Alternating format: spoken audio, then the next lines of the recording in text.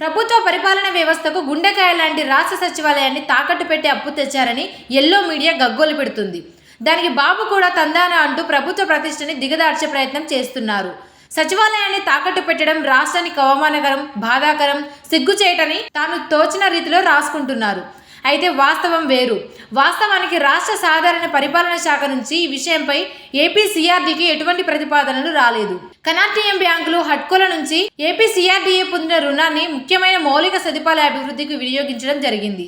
అయితే రాష్ట్ర సచివాలయంలోని 5 భవనాలు తాకట్టు పెట్టినట్లు వచ్చిన వార్త పూర్తిగా అవాస్తవం. ఐసీఐసీఐ, హెచ్డీఎఫ్సీ బ్యాంకుల నుండి ఏపీ సీఆర్డీఏ ఎటువంటి రుణాన్ని పొందలేదని సంస్థ అకౌంట్స్ డైరెక్టర్ కూడా నివేదించడం జరిగింది.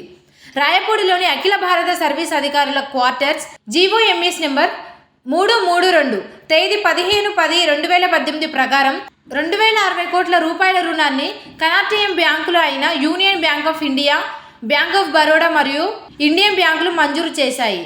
ఇందులో 1955 కోట్లు మాత్రమే ఇప్పటి వరకు సీఆర్డీకి రిలీజ్ చేయడం జరిగింది.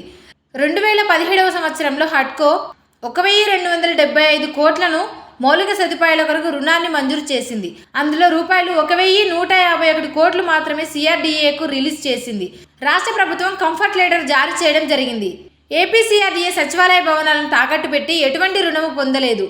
అయినా ప్రభుత్వాన్ని బదనాం చేయాలని కట్టుకథలని ఎల్లో మీడియా అల్లింది.